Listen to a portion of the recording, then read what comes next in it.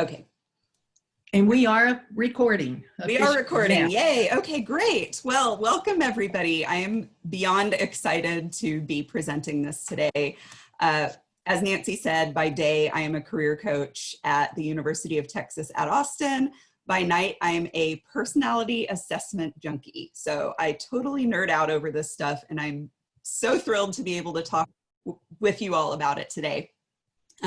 Today we're going to talk about the Enneagram, the 9 different personality types involved in that.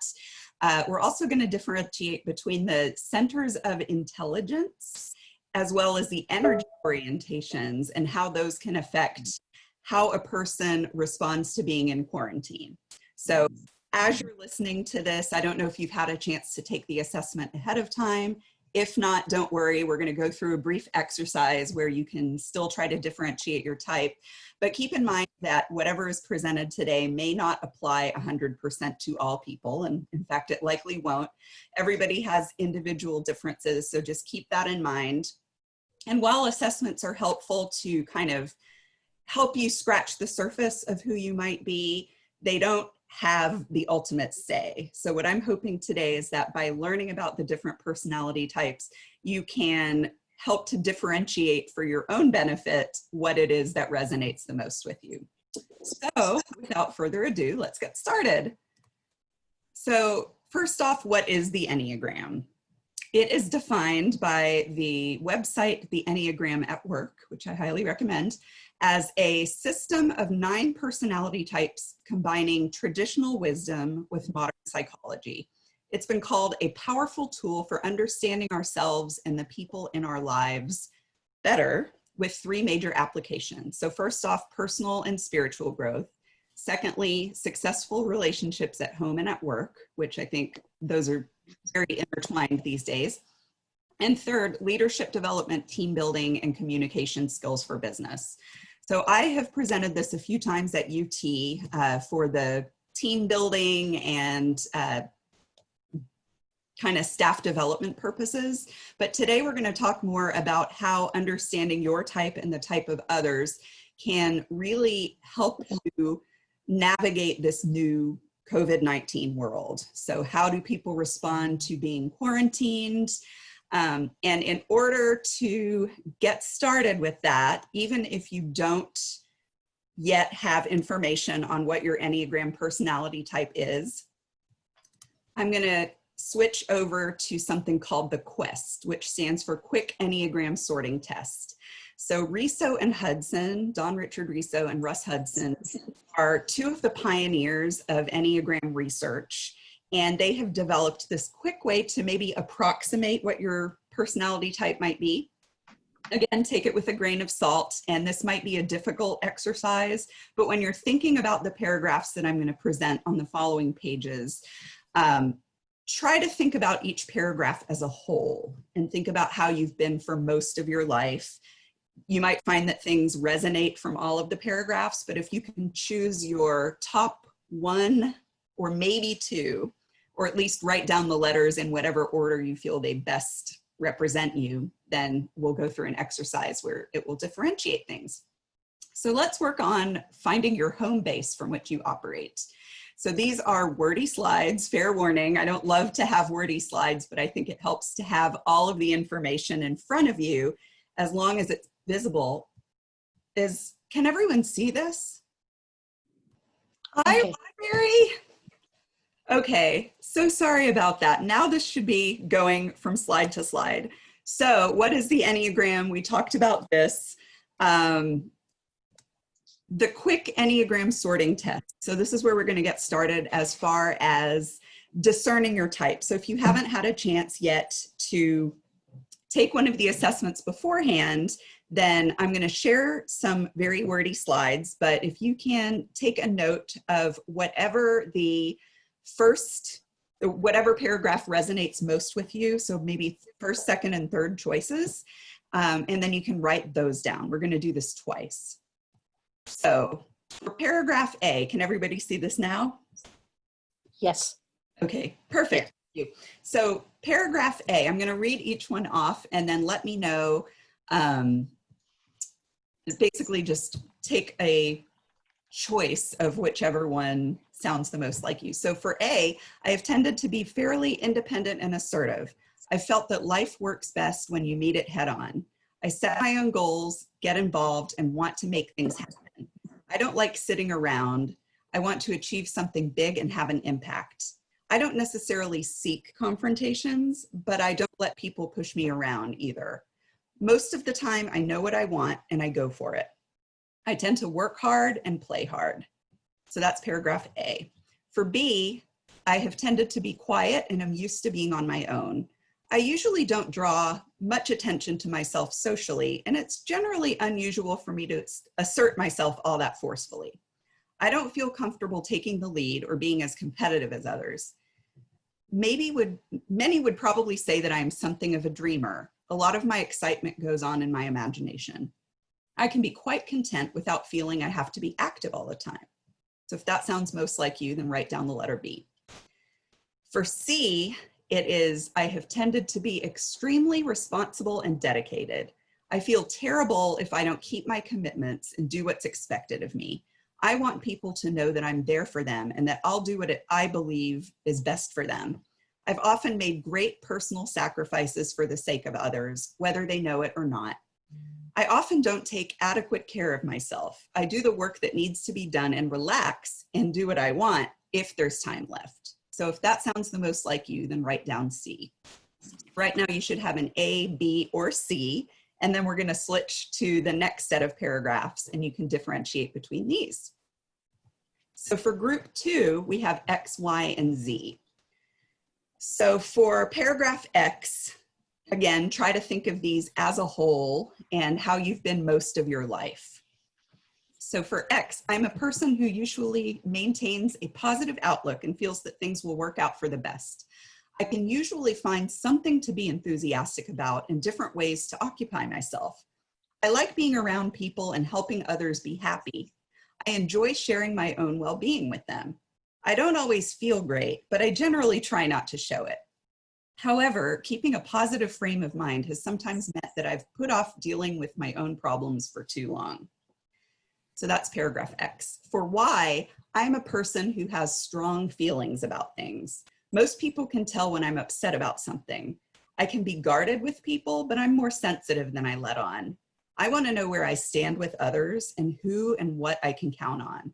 It's pretty clear to most people where they stand with me. When I'm upset about something, I want others to respond and to get as worked up as I am. I know the rules, but I don't want people telling me what to do. I want to decide for myself. So if that sounds most like you, paragraph Y.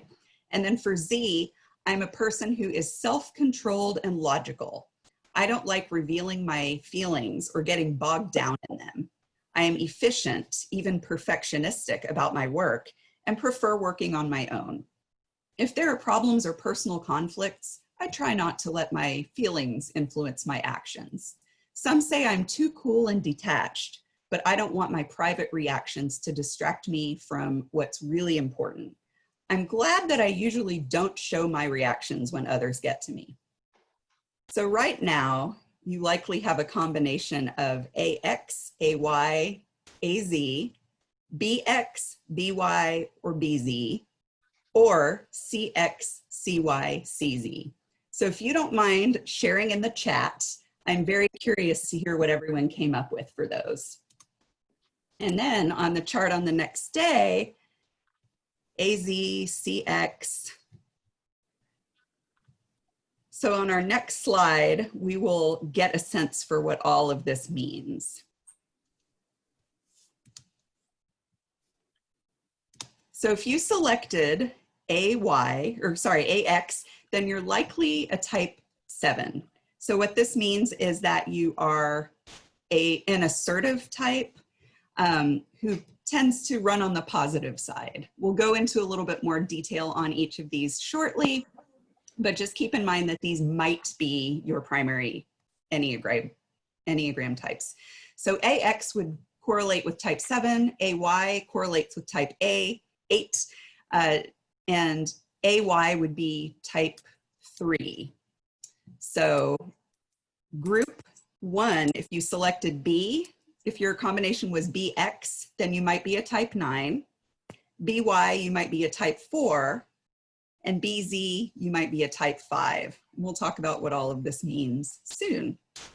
So as far as the third column, if you had CX, you would be possibly a type 2.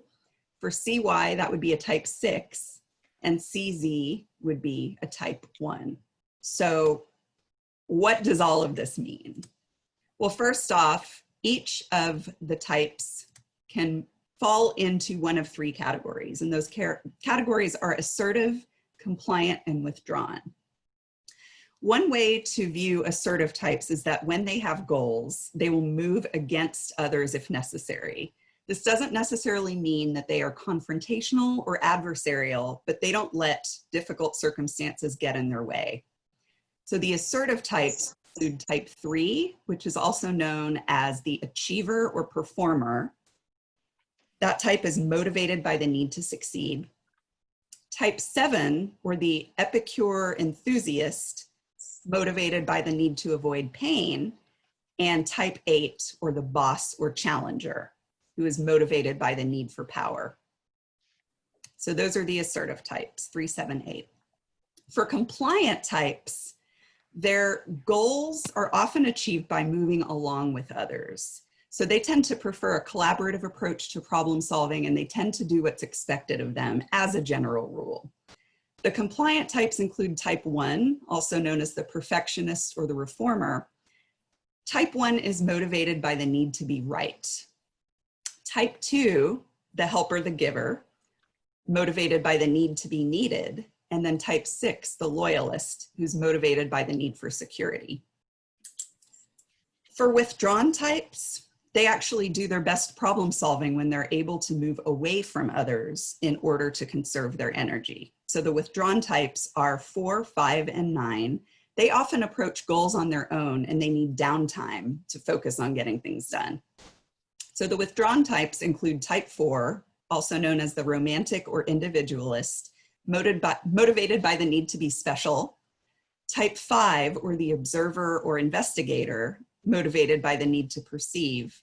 And type 9, the peacemaker, motivated by the need to avoid conflict. If you think about these types in quarantine, as a general rule, assertive types are the most action-oriented ones, so they're the most likely to struggle with boredom, and they will need an outlet to feel productive. Figuring out how to build in changes of scenery and get as much done as possible will be critical for these types. So socially distanced outings may be a good idea for assertive types, as long as everyone can take the necessary precautions. For compliant types, they're likely to do okay in quarantine as long as they're around others. So if they have family or roommates nearby, then they'll probably be healthier than if they're completely isolated. Basically, if the compliant types can do what they perceive as being good and helpful, they will most likely have an easier time than if they're completely alone. So if you have a friend, a client, or a loved one who's a compliant type and lives alone, be sure to check in with them periodically.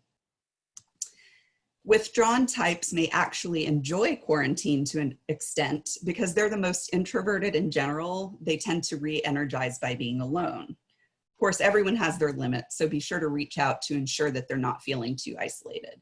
And I am seeing something come through in the chat, I believe. So true about assertive types. Well, great, yes. And if you would like to comment as you are hearing about these different types, please do so. I want this to be as interactive as possible. And if you do have questions, feel free to raise your hand and unmute yourself as well. So any questions about assertive, compliant, and withdrawn so far? And yes, Janet, you can get these slides afterwards, absolutely. Denise, does your type change? So the philosophy is that no, you have the one type that stays with you your entire life, and that's kind of the home base from which you operate. But at the same time, every person contains some of these energies, for lack of a better word, to some extent. So you may find that 7 is your primary type, but then you might also have a direction that you move in when you are very healthy, or you move in when you're stressed. So you can take on qualities of other types, there are also wings, which are basically on either side of the Enneagram. So if you see like the 9 here at the top, the peacemaker, that type might have an 8 wing or a 1 wing, since those are the 2 types on either side.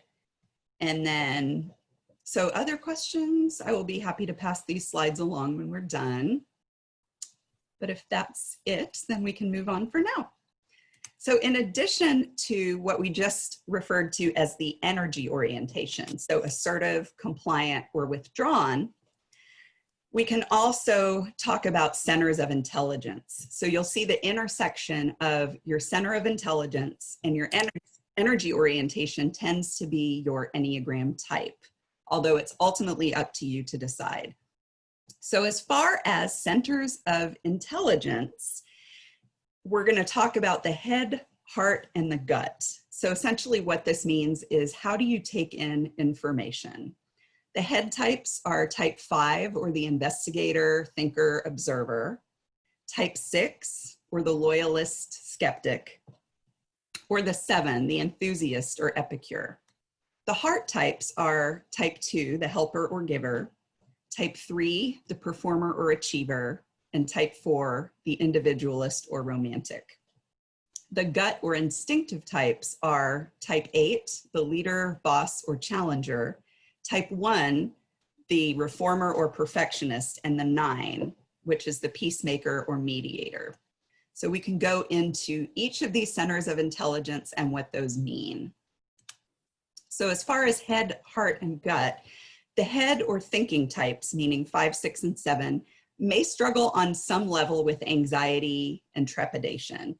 They can either suffer from analysis paralysis and indecision, which tends to be true for types 5 and 6, or at the other extreme, they can actually suffer from impulsivity due to their desire to avoid the anxiety and the intrusive thoughts that could bog them down.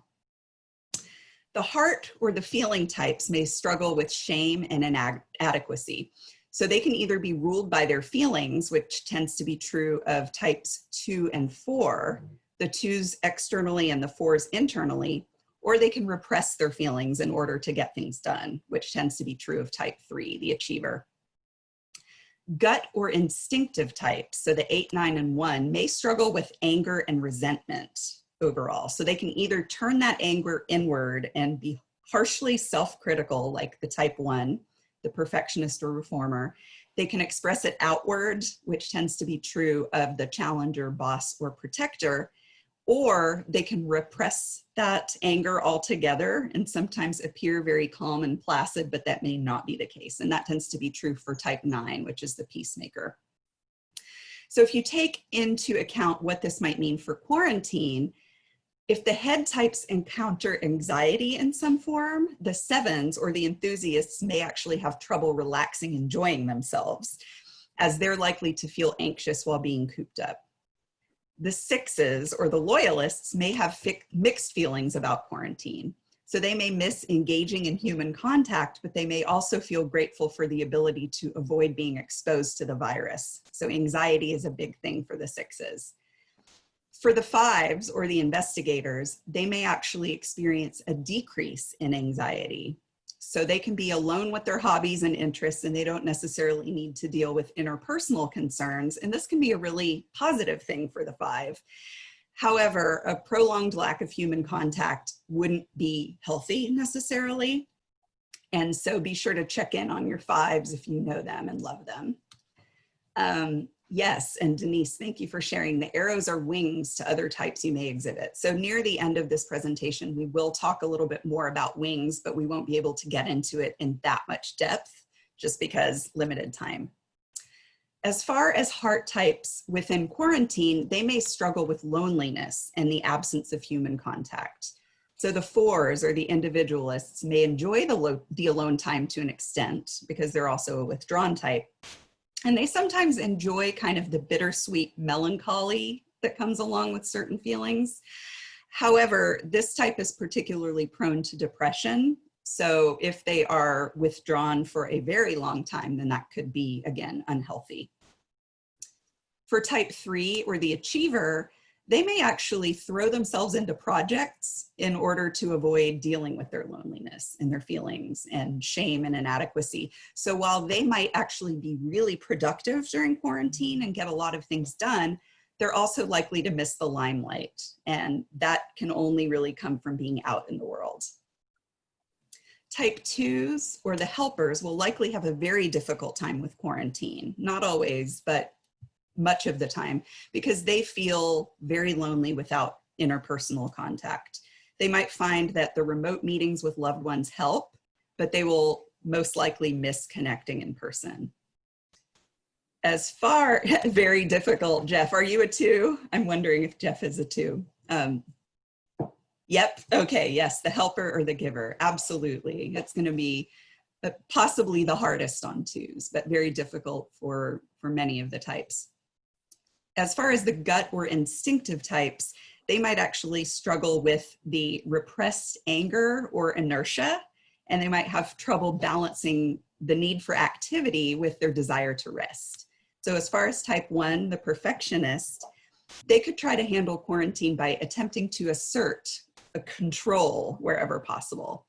They might actually resent the ambiguity that's brought about by the COVID-19 lifestyle, because totally unstructured, not sure what is going to happen from day to day. So by structuring things in their home, they tend to be really good at organizing things, and they can promote order despite the current chaos.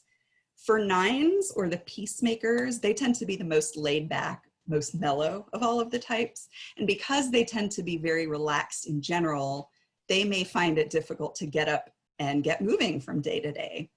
The anger is something that they tend to suppress in general. And so that means that they can sometimes suppress that momentum, and that get up and go can be difficult for them. So they might find that it's a challenge to deal with sluggish behavior, and 9s will normally do best if they can figure out a way to mobilize themselves in order to take action every day. As far as 8s, or the challengers, those are powerful protectors of their loved ones. So they're most comfortable when they're taking charge of situations, and they will most likely need an outlet for their larger than life presence. If they're unable to do things their way, then 8s might run the risk of scaring people with their intensity. So within quarantine, they might really feel the need to, they might feel very cooped up, and they might be the type that's the most angry about being cooped up. So going into the primary Enneagram types, one by one, just as a refresher, type 1 is the reformer or the perfectionist. Type 2 is the helper or the giver. Type 3, the achiever or performer, or sometimes producer is another name. For type 4, that would be the individualist or connoisseur. Type 5 is the investigator, observer, or sage. Type 6 is the loyalist, skeptic, or troubleshooter. Type 7, the enthusiast, epicure, or visionary. Type 8 is the challenger, the boss, or the protector. And type 9 is the mediator or the peacemaker. So as we're going through these slides, I would like for you all to reflect on which types resonate the most strongly with you and your personal style, and why. And then who or what comes to mind when you read the descriptions of each type. And then finally, how can you integrate this information to enhance career development among your clients and among your team members? And Kyle said, hi, you nailed it with my constant pandemic projects, type 3 achiever. My personal and professional life has been completely overhauled and streamlined this year as a result of all the activity. That's great. So the type 3 probably does resonate with you a lot, Kyle. It's good to see you on here, by the way. 3, good to see you too. The assessment, it was the second that came up. Did you have some? Hi, Kyle. Hi, how are you? Good to see you. But nice to see you. So yeah, for each of these types, we'll go through them one by one. But Griselda says, since I live with a lot of people, I do not enjoy being stuck in the house when I can't be left alone much at all, even though I'm a type 5. So yeah, that makes sense.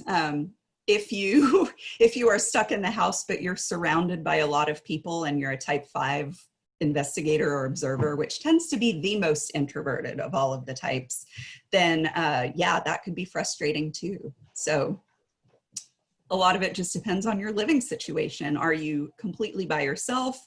Are you with other humans? Are you with animals? Who are the other humans or animals that you're with?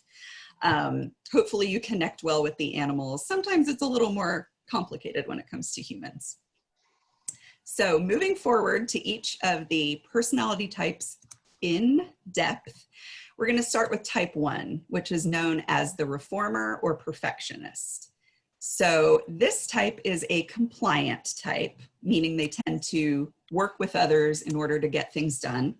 They're a gut or instinctive type, meaning that they tend to take in information and make decisions that are based on a gut level. And they also tend to come across as very logical. Type 1s are also known as the rational idealistic type. So they tend to be purposeful, principled, self-controlled, and perfectionistic. Some of the strengths demonstrated by 1s in general are honesty, responsibility, organization, perceptiveness, and the ability to improve people and situations.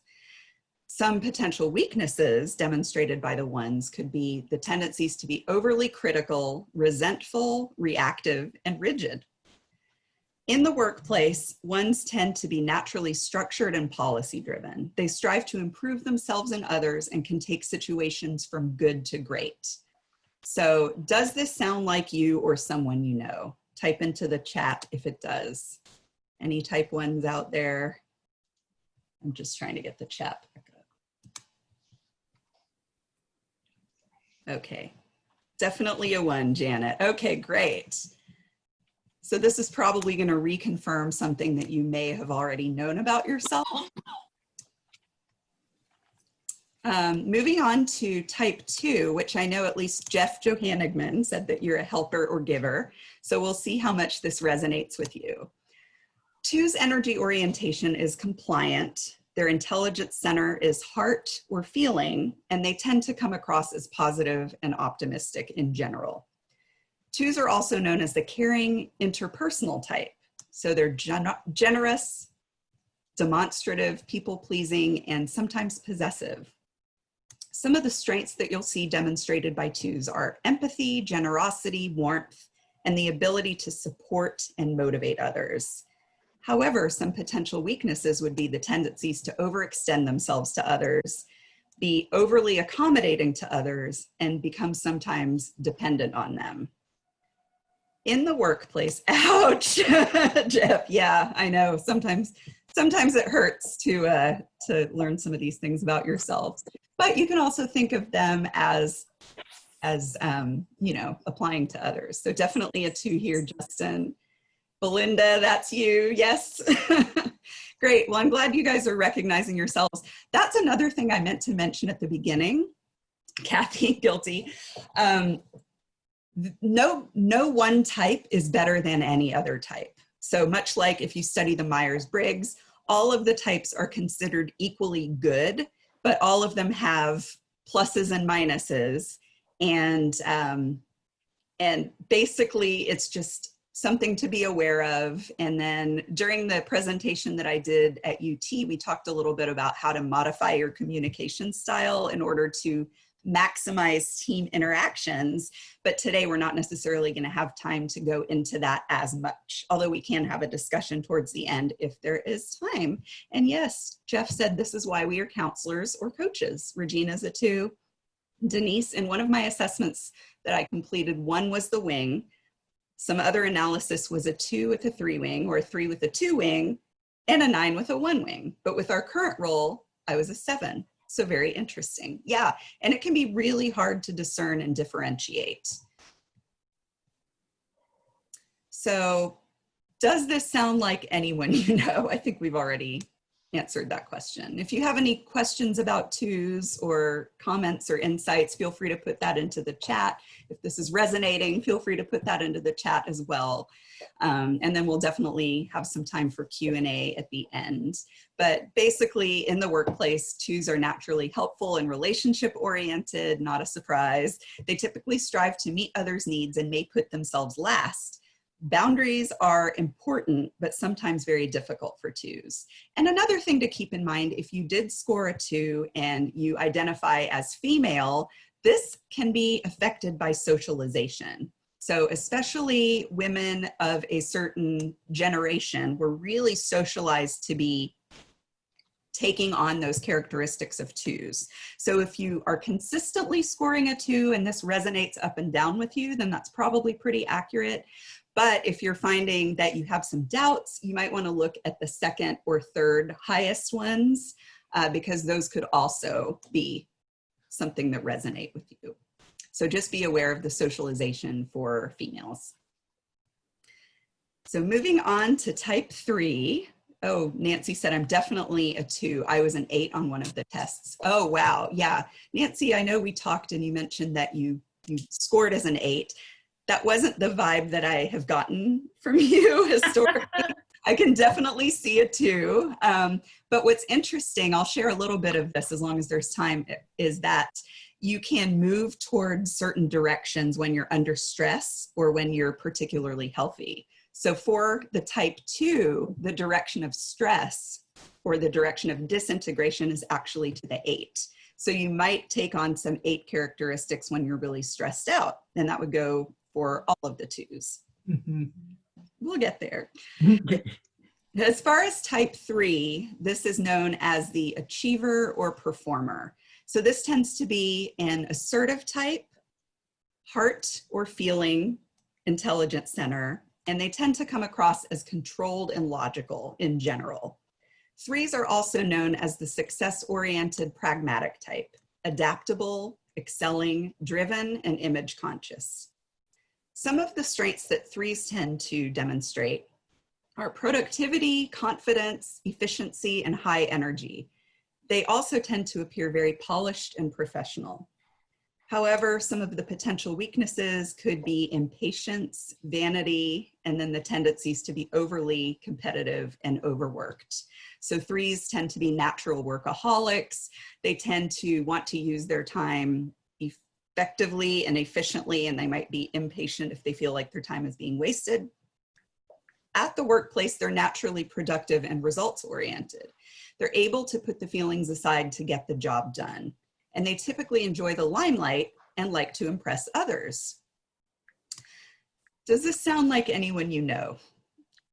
Or does this sound, this is you, Shelly. Okay, great. Kara took all of the free tests last night and was split between a 3 and 8. Okay, so you're definitely an assertive type. And Kate, you're a 3 too. Clearly your attorney brother, Kathy. Yeah, these will probably make you think of people that you know. And then Debbie came up with a 1, 3, and 8. Sarah is married to a 3. Catherine, 3 with some 8. Catherine, I would have seen that you were a 3. I think you're a 3 with a 2 wing, but that's just my perception. So we'll see. Okay. And Shelly, my competitive nature says 3 is the place to be. Yes. So, I mean, absolutely. That's a 3 thing to say. So if this, yeah, 3 with a 2 wing, that definitely sounds like you, Catherine, especially because one of the names for that subtype is the star. And I know you wrote the book about star, literally. So 3, but with COVID, your 8 is coming out. Absolutely. All right, cool. And then the other thing to keep in mind with a lot of these types is that it's not just people that can have these personality types, but they can also be indicative of cultures. So whether it's a country's culture or an organization's culture. So where I work within UT, I thought, well, you can see someone with the structure and logic. You can see some 5. Probably within McCombs, that does tend to be more of a 3 culture. And so it makes sense that a lot of people who are 3s would thrive in that environment. Liberal arts, where I used to work, tended to be more like a 2 environment, where it was just very nurturing and all about serving the student and things like that. And yes, Shelley, that's great insight. So I feel like 3 is heavily prized in many Western cultures, particularly in corporations. Absolutely.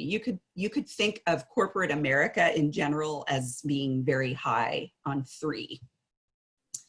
So these are very vast generalizations, but you know, they become generalizations for a reason.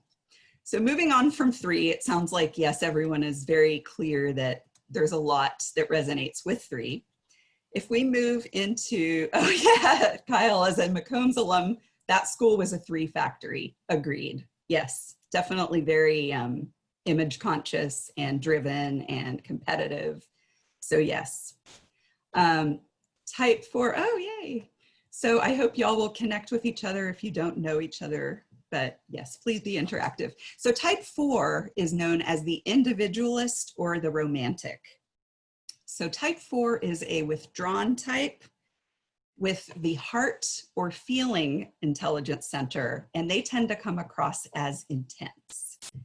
So type 4s are also known as the sensitive, introspective type, expressive, dramatic, self-absorbed, and temperamental. Some of the strengths that can be demonstrated by 4s are creativity, compassion, self-awareness, and the ability to inspire and express compassion for others. Some potential weaknesses are the tendencies to become moody, withdrawn, melancholic, and sometimes overly sensitive. In the workplace, 4s can be highly sensitive and creative. They can bring a lot of meaning and authenticity to their work, as well as a unique flair.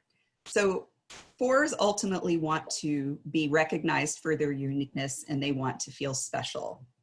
So does this sound like anyone you know? Or is there anything about type 4 that resonates with you or makes you think of your loved ones? Or any questions about type 4?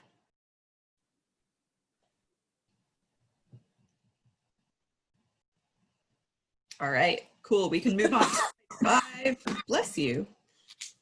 Thank you. Sure. My husband acts like a type 4. Yeah, sometimes people act as other types. So moving on to type 5, this is known as the investigator or observer. This is a withdrawn type with head or thinking tendencies, and they tend to come across as very logical. Type 5 could be known as the intense cerebral type, perceptive, innovative, secretive, and isolated. And Jeff says those are the kids in the fine arts school. I don't know if you're referring to the 4s or the 5s. It could actually be both of those. The 4s, yeah. Yeah, and in many cases, the 4 with the 5 wing, because the primary type would be 4 and then flavored a little bit by 5. So yes, so the strengths of 5s are in engineering in general. Yes, you'll find a lot of 5s in engineering. That is accurate. Strengths of the type 5 are that they're analytical, systematic, objective, observant, and self-reliant. So they don't really need to lean on anybody else for help. They kind of have it. They're very passionate about gathering information, doing research. Some potential weaknesses about type 5 is that they do have the tendency to become detached and isolated at times. They can unwittingly alienate others by appearing overly intellectual at times. And so sometimes they might come across as being cold and unfriendly, even if they're not. In the workplace, 5s typically tend to work independently. They prefer it that way.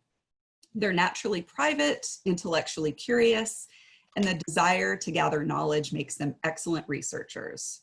So aside from engineering, do these characteristics sound like anyone that you know? Or do you have any questions about 5s? I feel like I'm becoming more of a 5 in during the pandemic, because I really it hasn't been horrible to be behind closed doors for days at a time with no physical interaction, and I don't I don't really need a ton of interaction with folks outside of work, and I've always been sort of a closet introvert, and but I feel like I didn't register myself as a 5 when we were doing this, but I'm like, oh my gosh, this sounds exactly like what I am right now. Wow, that's so interesting. And so, I mean, another thing is if you happen to be a 4 or a 6, you might have 5 as one of your wings, and you might be kind of leaning into that wing or developing that wing as you move forward. Mm-hmm. Or, 5 is the direction that if you're naturally an 8 and then you get really healthy and you take really good care of yourself, you might integrate in the direction of a 5. Mm-hmm. If you're really stressed out, then I believe it's 7 that disintegrates to 5. So I don't know if any of those numbers came up as a result of doing the assessment, but all of those things could be factors in deciding your type. So that's really interesting that this is resonating more with you, Rosemary, as time goes on. Yeah. So any questions about 5s before we move on to 6s? All right. Cool. So type 6 is known as the loyalist or the skeptic, sometimes the devil's advocate. This type is compliant, has head or thinking as the primary intelligence center, and they can come across as intense. The interesting thing about 6s is that these are actually separated into 2, I don't want to say subtypes, but essentially that's what they are. So there's the phobic 6, and then there's the counterphobic 6. So phobic 6s tend to be very cautious. They tend to deal with anxiety through attempting to avoid it. So they tend to avoid things that they are anxious about, and they can appear intensely fearful at times. Counterphobic 6s tend to deal with their anxiety head on, pushing through it in an effort to avoid being overcome by it. So they can actually appear intensely rebellious at times. 6s are in many ways full of contradictions because they have an interesting relationship to authority. They can either be very compliant or very rebellious, or sometimes vacillate between those two things. But in general, 6s are known as the committed, security-oriented type. Engaging, responsible, anxious, and suspicious. So Shelley says, this is my husband. Luckily, he works in risk management. Yes, risk management is a great field for a 6. Really anything, a troubleshooter is another great word describing 6. They have the tendency to be able to imagine worst case scenarios and therefore prepare for them. So strengths that you might have of a 6 on a team, what to do to make a 6 feel better. There are things I'll share at the end. Basically, yeah, in every situation, we are always prepared. Megan, I'm a 6. I love the structure of rules, but I hate being told what to do. I hear that. Yes. Yes. So there are ways, to deal with anxiety in general that can be very healthy for 6s.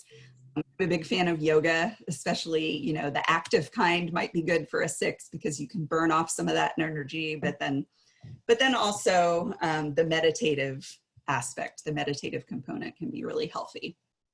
So strengths demonstrated by the 6s are loyalty, dedication, and dependability. They work in a collaborative and dutiful manner, and they can be counted on to get the job done. Potential weaknesses are the tendencies to be pessimistic, doubtful, and avoidant. They can have difficulty trusting others, and phobic 6s may tend to be overly cautious. Counterphobic 6s can come across as belligerent. So fun on both sides. And Sarah says, I'm a 6 wing 5, skeptical. Yes. Is there any type that enjoys being told what to do? Kathy, that's a great question. Typically the compliant types are more okay with it, but that's not always the case. I would say, sometimes 1s and sometimes 6s can appreciate having the rules and the structure so that at least they know what's going on. And sometimes they don't want to have to make that decision. So 9s are the peacemakers. They may also not mind. They might just say, okay, yeah, I'll go along with whatever the group decides, and they may not have as much of an issue with it. I wouldn't say there's any type that really loves being told what to do, but I think some are more okay with it than others. So in the workplace, sixes are naturally attuned to potential risks. They tend to be responsible troubleshooters and problem solvers, and they normally make excellent team players. So it sounds like there are a couple sixes out there. Don't know if anything else is resonating about this or if you have any other questions about sixes. Melissa, this is Maria. I do have a Yes, question for you. Maria. So I'm a 6. Okay. And I can even relate to that comic right there. Really? Oh, yeah. Yeah, it's just like, oh gosh, and the overly, like, the masks and the wet wipes and the, okay, you can come over only after 14 days of like quarantine. So I can really relate to that. And I can see that, Maria. It's funny, I hadn't pegged you as a particular type, but I could see 6 for sure. Yeah, and I really related to the 5 too. So my question is, and I don't know if this is the right platform to ask it or if you want to wait till the end, is I've also been doing some values work. Yes. And one of my values that I'm coming back to is adventure, which is really opposite in a way of what I'm seeing in the 6 as far as compliant and that's really interesting, and actually that's a very good segue into the next type, which is 7, because the 7s have also been called at times the adventurers. So usually the epicure, and so it may be that you are a type 6 and you have either a 5 wing or a 7 wing, and maybe both you're of them. Those are my wings. Both wings. Okay, yeah. So some people, I personally believe you can have more than one wing. Some people think that you are this type with this wing or this type with this wing. You can have both, and you can actually lean into one wing more than another, depending on the situation. And as you grow up or you evolve and develop yourself, you might find that you're leaning more into one wing than what you previously did. And so, Maria, if you're seeing that you are a type 6 and yet adventure is becoming more and more of a priority in your life, maybe you're leaning now more into that 7 wing. Okay, thank you. So, you're welcome. That makes me feel really good because I don't want to. I'm better now. Like I don't, I'll go out now and do things. But yeah, it's like you look at your Myers, like Myers in the workplace. I'll be the one with the mask and still the spray of cleaning the tables when we go back to work. It's just like, oh my gosh. Yeah. Well, I mean, it's good to protect yourself. So definitely. So for type 7, I always think of my sister, who's not with us live on the call today, but I think she'll be watching this later. She's super into the Enneagram, and she is by far a type 7 through and through. I think she has a 6 wing, especially with COVID happening these days. There's definitely been some anxiety that I've seen, but ever since she was a child, she's always been very extroverted. 7 does tend to be the most extroverted of all the types, although several of them do lean towards extroversion, not just the 7. But Denise, when you look at 7, that really does fit you. Yeah, it's an assertive type with head or thinking as the center. And then 7s tend to come across as very positive. So the comic, uh-oh, here come the tears again, Tahiti, here I come. They might not say it to your face, but sometimes they might get a little impatient with feelings. They might decide they don't want to dwell, they want to move on, stay upbeat, positive, things like that. So type 7 is also known as the busy, variety-seeking type. Spontaneous, versatile, acquisitive, scattered. 7s can be really a lot of fun, and I would say that's one of their biggest strengths. They're flexible, optimistic, adaptable. They can think on their feet really easily most of the time. Potential weaknesses could be that they might be scattered sometimes, rebellious, unfocused, non-committal. So out of all of the types, 7s like commitment the least in general. And then in the workplace, 7s are naturally enthusiastic and engaging. They work quickly, they're effective multitaskers, and they just bring a lot of fun. So sometimes it's like a 7 will walk into the room and it's like things brighten up. They're just natural rays of sunshine. So exactly, Chantel. I don't know if you are the 7 or if it's someone that you know, but Scattered. Okay, I thought I was a 2, but I'm a 7. Well, those are both positive types, Kathy. And really, I see you as a very positive person. So it may be that you have kind of the flavors of both of those types. But yeah, that's the interesting thing about the Enneagram is when you take into account your main type. So Jay, I lean fully into the 7. Chantel, I am truly a 7.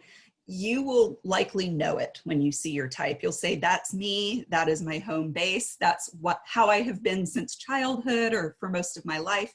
But then things might change as you get more stressed out or as you get healthier and you work on developing yourself. So it can be really an interesting tool to explore further. So challenger or boss, that's type 8. This is an assertive type with gut or instinct as the intelligence center. And the type 8 tends to be very intense or come across as very intense.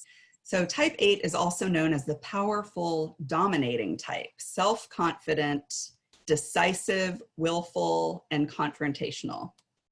Some of the strengths that can be demonstrated by 8s are they're natural leaders. So they tend to exhibit powerful leadership, strategic thinking, a very direct communication style, and the ability to get things done.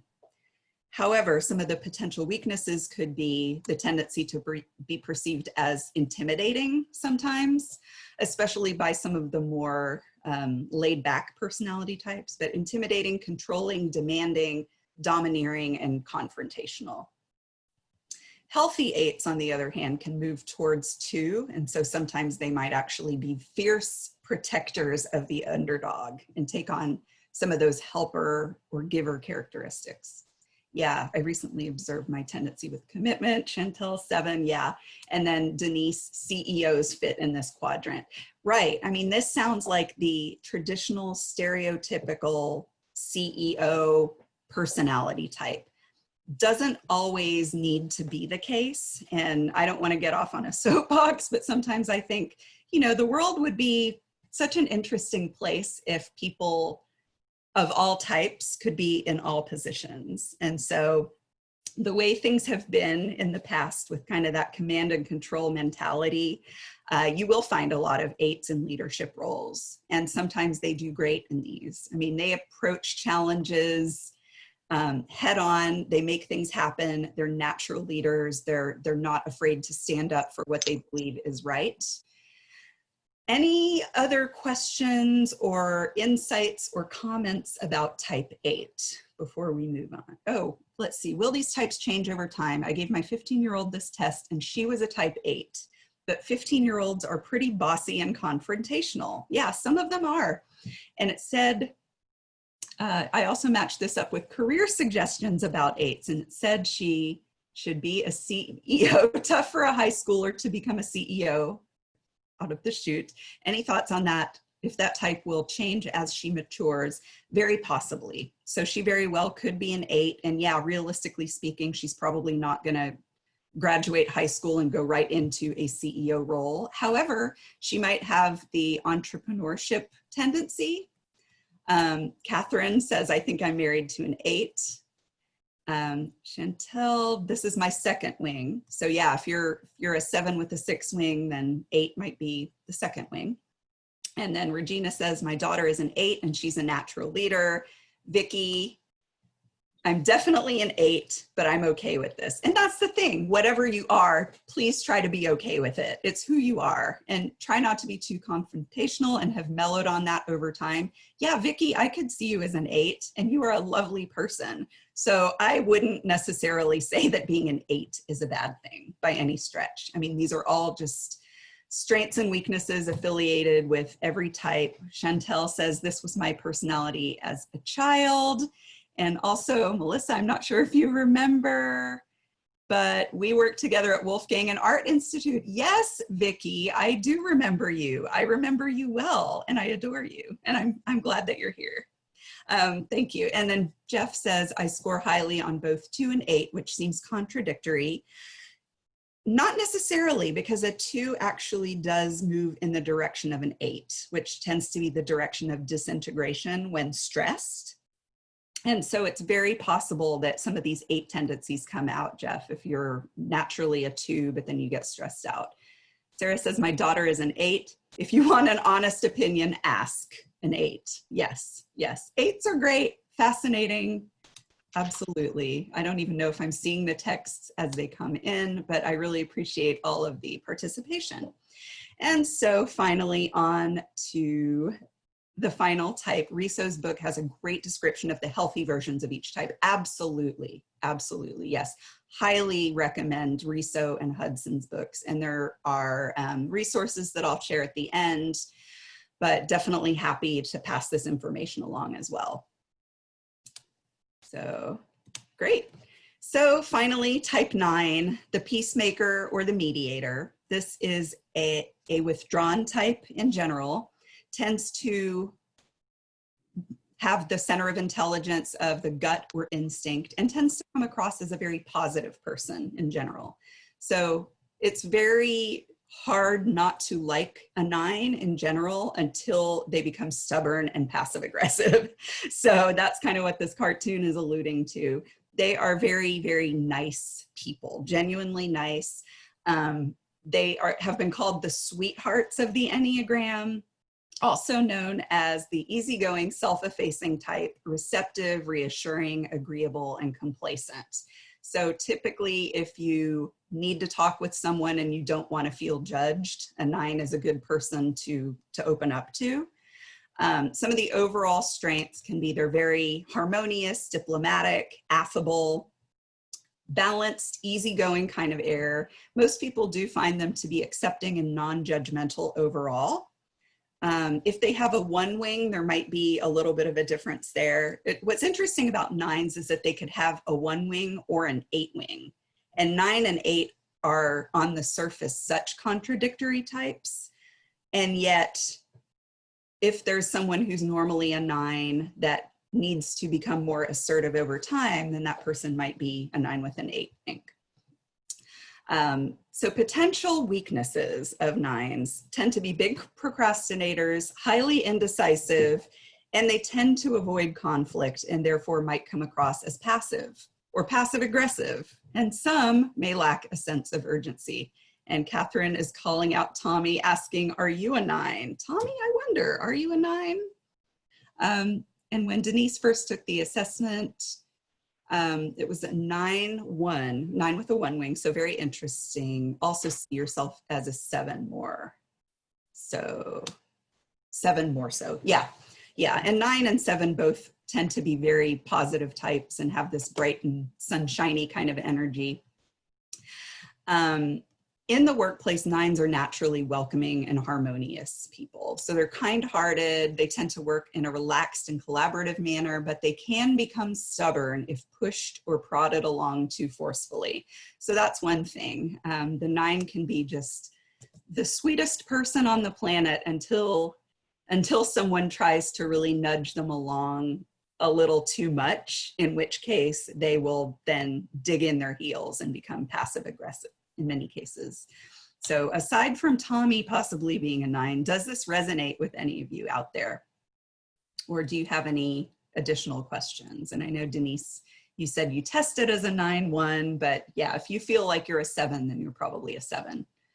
And then Mom says, I thought I was 6, but now think I'm actually a 9. Yeah, I could see both of those, Mom. And the interesting thing, sorry, Margie is my mom.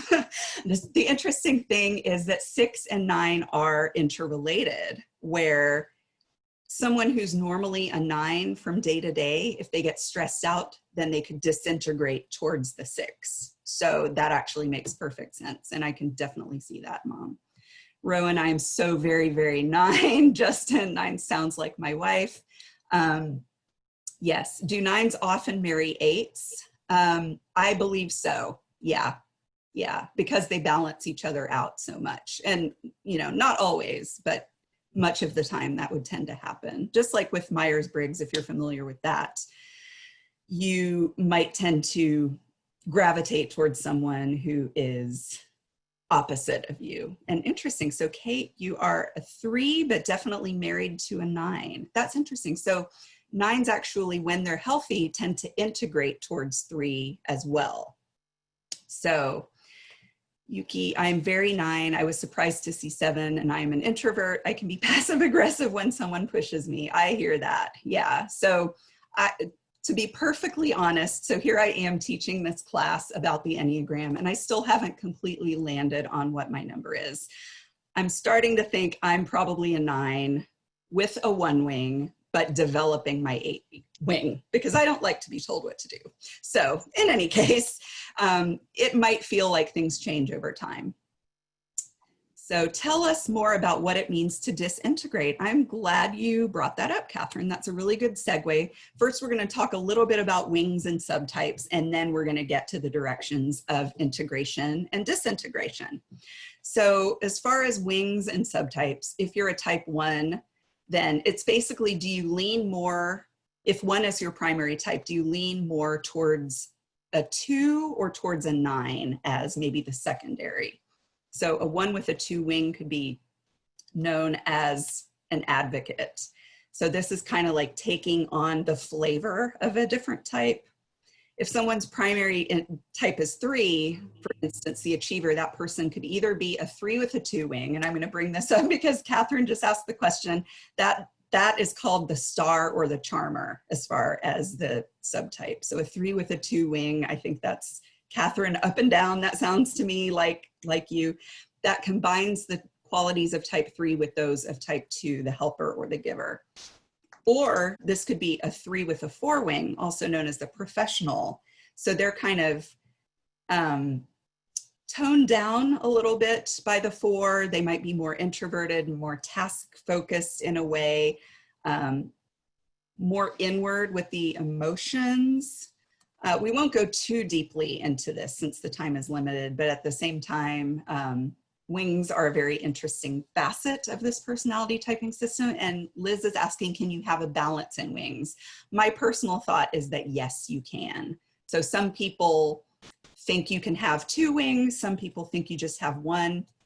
I personally see people as having a primary wing and then maybe a secondary one that they develop over time. So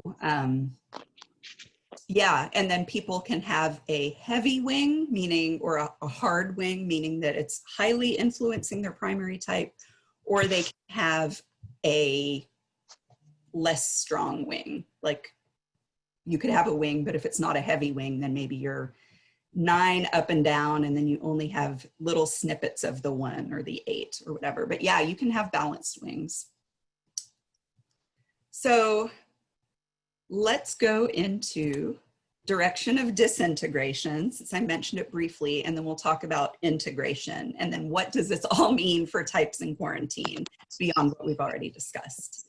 So the direction of disintegration always makes me think of the quote that I learned in grad school, and I can't remember who said it initially, but under stress, we regress.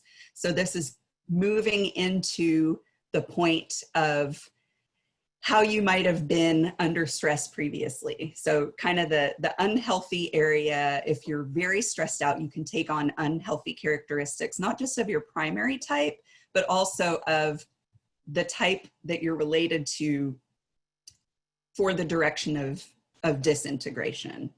So Catherine, you asked, what does it mean to disintegrate? If you are a 3, then under stress, you might move towards 9.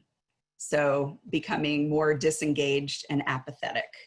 If you are, we can just go down the list. If you're a type 1, you might move towards a 4 and become more moody and irrational. So rather than being perfectionistic all of the time, you could suddenly, the emotions start to take over.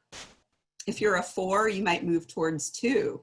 So you can become over-involved and clinging. And so rather than being kind of in your own world, that can happen.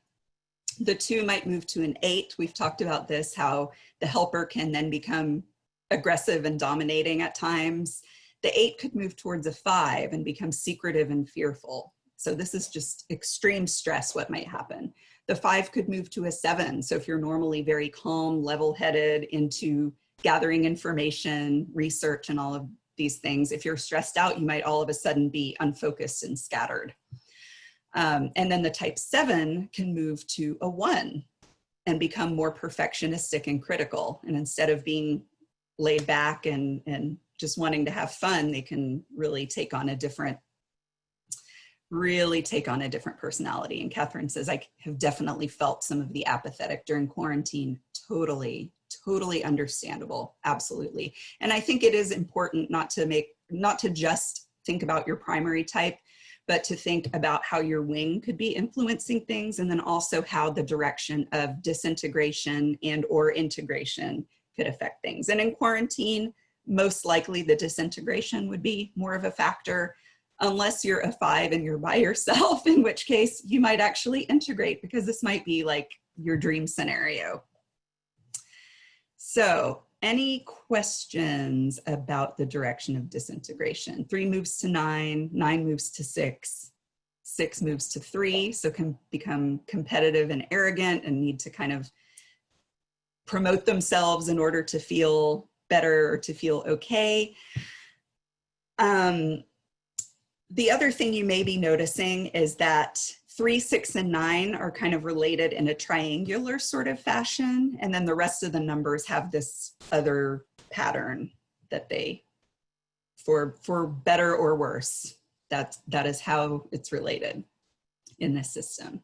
So moving on to the direction of integration, you might think about a time that you were very happy, very healthy, when you were at your best. And that hopefully is, something that will continue to happen moving forward, but be your best self. So the direction of integration happens when people are optimally healthy, when they take on positive characteristics of different types. So type 1 can move to a 7. So normally structured and can be critical and self-critical, could move to the 7, becoming more spontaneous and joyful, and say, you know what, I'm just going to enjoy my life. And that's okay. The type 4, who tends to be kind of moody and withdrawn and have a lot of feelings to deal with, can move to a 1 and become more objective and principled. So rather than feeling like they're drowning in their feelings, they can become more just stable and objective. For a type 2, the helper or giver, I mentioned earlier that having strong boundaries tends to be a challenge for 2s. It is also something that if you can work on it, become more nurturing and emotionally aware. So that's where you can start to prioritize your own needs as much as you might prioritize the needs of others. And Kathy asked, does no one become better under stress, thriving on challenge, more opportunistic and forward thinking? Yeah, some types might actually become better when faced with a challenge, but I think the big question is, where is that line? Like if you're under extreme stress, then that tends to be very unhealthy in general. But some people, even the 9, who tends to be very laid back, might do better with a certain level of stress, as long as it's something that will give them momentum, as opposed to something that's going to be overwhelming. So, but yeah, like type 8 might thrive on the challenge. Type 3, a lot of the assertive types, very well could be excited by the idea of having a challenge. And so, but stress, a lot of that just depends on the type of stress and the amount and things like that. But that's definitely a valid question, Kathy, for sure. So 8 can move to 2, become more open-hearted and caring. 5 can move to 8, become more self-confident and assertive. The 7 could move to a 5 and become, instead of scattered and kind of all over the place, really more focused and fascinated by life and by learning and things like that. The 3 could move to a 6, become more cooperative and committed to others. The 9 can move to a 3, become more self-developing and energetic. And the 6 can move to a 9, becoming more relaxed and more optimistic. So these are very general kinds of things. And it's even possible that under the direction of disintegration, if someone welcomes a challenge, they could potentially take on even some of the more potentially positive characteristics, but this in general tends to be how people operate. So when they're healthy, they integrate. When they're unhealthy, they disintegrate in general. So Shelley is wondering if she and her husband are a perfect match. She's a 3 and he's a 6. Yeah, I mean, that's for you to decide. It very well could be that he helps you integrate and you might help him become more self-developing and put himself out there more despite the anxiety. I think your match is what you make of it ultimately. And so taking all of this into account, because I know we're a little limited by time, we have about 13 minutes left. This slide is a very general slide again. It's called Quarantine Perks and Bummers. So each personality type can deal with being quarantined in a variety of ways. They might enjoy certain aspects of the current state of the world, but then also likely to face some challenges. And this is just taking specific primary type into account, but you might also look at for your directions of integration and disintegration, and also for your wings, do these ring true for you? So for instance, ones may enjoy the ability to stay home and get things organized around the house, but being cooped up with people could cause them to become irritable, annoyed, and overly critical as time passes. For 2s, they may appreciate the fact that being stuck at home gives them time to reconnect virtually with friends and family. So they might use this as an opportunity to reconnect with long lost loved ones. And Zoom happy hours might be helpful, or Zoom meetings in general, but they're likely to miss their hugs, their face-to-face hugs. And they might struggle if they're not mingling outside the house, because that tends to come most naturally. For 3s, they might be, again, appreciating the ability to focus on their projects and challenge themselves to find new ways to be more productive, but they might also miss the admiration, for lack of a better word, that comes with being in the limelight. So if you like to impress others, you like to be admired by others, and you suddenly don't have that, you might find that challenging as a 3. 4s may enjoy the time to be alone with their feelings, but that prolonged alone time could actually lead to a stronger sense of loneliness and potential depression. And they could disintegrate into the 2 wing and potentially become needy and clingy, or they could just isolate and be by themselves. And if you know a 4, basically be sure you're checking in. And this would be true of all types, of course, but certain ones are more likely to be affected in certain ways. 5s may appreciate the fact that they no longer have to worry about social interaction. It tends to be a stressful thing for most 5s. And they might enjoy the ability to get lost in their thoughts, but then run the risk of becoming overly isolated, which might not be healthy. With 6s, they will likely, again, be relieved that they can stay safely insulated from the virus, but they might also miss teamwork and interacting with their allies. With 7s, they're likely to face boredom. So even if they appreciate the temporary break that comes from being pulled in so many different directions, they are likely to go stir crazy unless they change their scenery periodically. And so this makes me think of my sister and the fact that she's been going on socially distanced camping trips, and she said that helps her keep her sanity. So 7s definitely need to be active and need a change of scenery. With a type 8, they will sometimes feel resentful, like, I don't want to be told what to do. I don't want to be cooped up here in the house. They're probably going to appreciate the fact that they can protect their loved ones because they are very protective. But they might also need an outlet for the anger that can come from not being able to fully live life on their own terms. As far as 9s, inertia, again, can be a big issue here. They might really appreciate the fact that they can rest and recharge. This can happen during quarantine, and this can give them the time that they need to recharge, but they might also face some difficulties motivating themselves to get things done. They might lose a sense of identity if they feel like they're cut off from others for too long. So they're still people, the type 9, just more withdrawn. So what this means, or rather, does anyone have any questions or comments before we move to the next slide? All right. So some ideas for coping with COVID-19. These have been affiliated with specific types for the purpose of this slide, but really any type could benefit from trying any of these techniques if you haven't already. Oh, thank you, Regina. I'm glad it's helpful. Yay. So the most important thing is to take care of yourself first and think about how this situation can help you grow.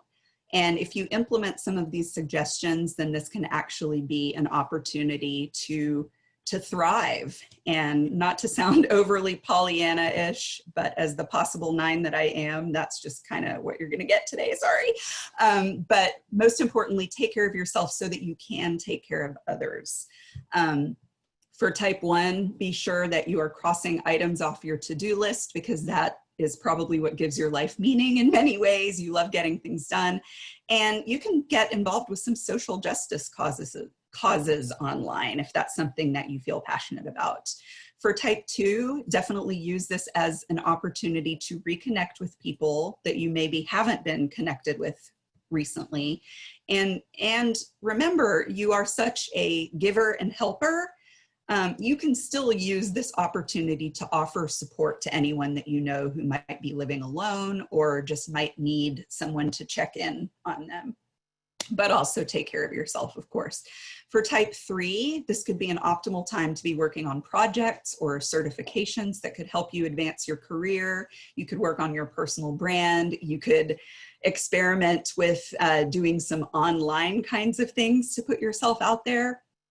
For type 4, using journaling and creative outlets to express your feelings can be very helpful. So that way you won't get bogged down in things.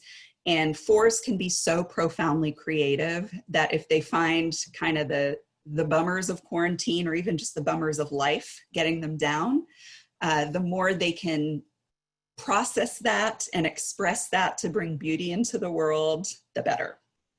With type 5, you know, you've probably been collecting books over the years that might have been sitting on your shelf for a while. Now is a good time to read some of those books, or to really look at the articles that you might have starred and been collecting. You could consider blogging so that you can share all of that knowledge and insight with others who might potentially appreciate it. They all sound like good things to do, right? Scattered, yeah. I mean, I hope that these will be good ideas that any type can benefit from, but it's certainly not an all-inclusive list. So I would love to hear other ideas if you have them. For type 6, stock up on hand sanitizer, masks, TP, and avoid excessive news, and relax via yoga and or meditation. Avoid the news, 6s, plus we're skeptical of all the information anyway. Yes, very well said, Sarah. It helps to take a news break every now and then. I always think if it's important enough, you're going to hear about it, but you know, it's your life. If you want to watch the news, go ahead and watch the news. But yes, I found lots of people think it's very helpful to take a break from that sometimes. For type 7, leaning on my sister, go on a socially distanced camping trip, or really any other trip where you can be out in the open just for a change of scenery. Of course, be safe, be careful, take care of yourself and others. For type 8, you might want to try a new workout. You might want to punch something, ideally an object and not a person, but you might have a punching bag or something like that. You might try one of these really challenging, intense workouts so that you can release that pent-up anger. And for type 9, take this opportunity to relax and enjoy any downtime, but also set a schedule so that you can avoid being overly complacent. So try to lean into becoming maybe more moving towards that 3 integration piece where you can try to get things done. So discussion questions, if there's time. We're almost at the end of this, and I know we may have a hard stop at 1 for some of you. So when completing the assessments, did you always get the same type? If not, which types did you receive the most frequently? And thank you for whoever was just sharing that slightly tangential, highly recommend Sleeping at Last album 9. Yeah, as a 7, I spent a month plus in El Paso looking at the mountains during this time for a change of scenery and took a week vacation to Colorado. So yeah, what we can do is actually save the chat as well as the recording link. And then if you'd like this information, we're happy to pass that along. And these are some questions that I hope will be useful in continuing the discussion moving forward. We probably won't get to all of them today, but what resonates the most strongly based on what was presented today? Are you clear on your primary type? Is more differentiation still needed? Is there research for ideal Enneagrams for relationships or coworker best fits? There is tons of information on this online. You can Google it. The main thing that I would do is just be sure you're taking it with a grain of salt, because Enneagram also has been kind of a fad in pop psychology. So I wouldn't count on any of it being the be all end all. It may not have been scientifically validated or, you know, any of that. But yes, we'll definitely share the recording. And Vicki, thank you. I'm so glad to see you too. And of course I remember you, of course. So which of the 9 types best describes your workplace culture? That's another thing to think about. And if you're not necessarily happy in your work, or if you're working with someone who isn't necessarily happy in their work, could it be just that it's not a fit between their personality type and the culture at their workplace? And of course, using this information to help yourself, your clients, your loved ones throughout COVID-19. And then if you don't mind typing into the chat, if you happen to know your Myers-Briggs type, I am very curious. Oh, thank you so much, Lynn. I'm so glad this was helpful. ESPN, I love it. ENFJ, INTJ, ENTP, ENFJ. Wonderful, wonderful. Okay, thank you all. And this is really just for fun on the next slide. Again, this is something I found on the internet, and I don't know if it has been scientifically researched or validated or anything like that, but it does show potential correlations between the Enneagram, which is over on the left side, and the Myers-Briggs types, which are across the top. So take a minute to look at that, and I see that we are at, it says bike exercise. So at 12:58, sorry, it's a Fitbit and not a normal watch. So we have like 2 minutes. Do we have any wrap-up questions or Q&A? We probably don't have a whole lot of time to go into things that haven't already been discussed, but. Melissa, I put something in the chat. I'm a little confused still about wing. Is it an About alternative? Yeah, is it an alternative number that keeps coming up when you test? What is it? Oh, that's a really great question. Yeah, so your wing is, if you look at the Enneagram diagram as a whole, it is a number that is on either side of your number. So if it, like, I think, Angela, I think you said you're a 7 maybe? No, okay. Maybe tested as a 7 initially. I'm rethinking it, but maybe that's because I'm a P in the Myers-Briggs. You're a P. Oh, are you an INFP?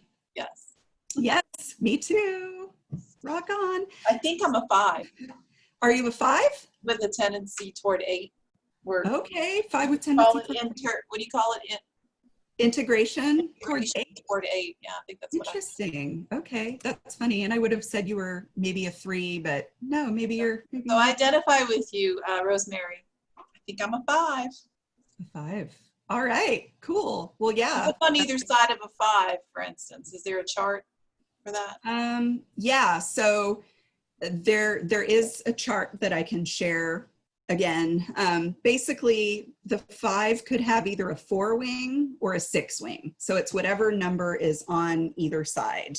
I'll go back to a slide that has. So if you look at kind of this picture over on the right, you can see that the 5 is next to the 6 and next to the 4. So if you are a quiet specialist overall, then you might have an intense creative wing, or you might have a, what is that? Loyal skeptic wing. Or you might have both. And so it doesn't necessarily mean that's going to be your secondary type, but it does mean that you can take on some of the characteristics of that type.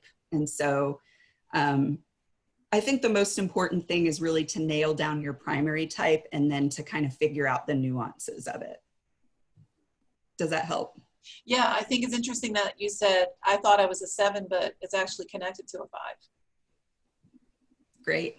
Yeah. Well, thank you all for your comments. And I know some of y'all probably need to drop off. It is officially 1:01, but I'm happy to stay on for a few minutes if anyone has questions. Yeah, Jeff said he found that INFPs are all often chameleons and are difficult to nail down in other ways. Maybe that's why I've had such a hard time figuring out my type. Who knows? So, thank you guys. Really appreciated seeing all of you and sharing this information. And I would absolutely love to connect if we're not yet connected. How will you get the PowerPoint? I would say sign up for the Career Development Network Mailing list. Distribution list, and I can share that with Angela and she can share it with the group. And if you aren't on it, I'm going to go ahead and put it again in the chat. I put it earlier in the chat, but you'd go to our website, it's now in the chat, and the red button, click it, join. Yeah, thank you all so much. This has been a blast. I've really enjoyed it. I hope you all have as well. And then the resource slides are here and here. So those will come through to you. And there are more resources than what's being shared. But thank you all for your kind words. It's been a blast. And let's stay connected. I really so enjoyed this. Oh, Melissa, thank you so very much. This has just been fascinating. You've added so much. Thank you. Thank you so much. Helping ourselves and our clients. Good. Really appreciate it. I hope And it'll be for anybody who's interested in joining us Saturday at 1 o'clock, just mention in the chat that you'd like to receive the Zoom link. And then we'll plan our November 10th meeting. So anyway, thanks so much, Melissa. Thank you. Thank you. This was great. Thanks for having me. Fantastic, Melissa. Thank you. Thanks. All right. So if you say you're interested, make sure you send us your email address, okay, guys? That way we can email you the Zoom link. So Call Red said she's interested or he's interested. Oh, good. I don't know your call name. So give me your email address, okay? We'll keep this open for a little bit longer. Hey, Angela, I think I'm on your list, but I just tried doing the thing and clicking on the button and it said error. So just FYI, do you want me to, I think you have my email, but maybe other people can't get in. Oh, well, I haven't clicked on it in a while, so that's a good heads up. Thank you. Which page were you on the main? When I clicked and then I had to put my email and then it said, are you a robot? And after that, it gave me trouble. So. Oh, there was probably a pop-up, what do you call it? CAPTCHA. Okay. So if you have pop-ups turned off, that's probably what happened. I don't know.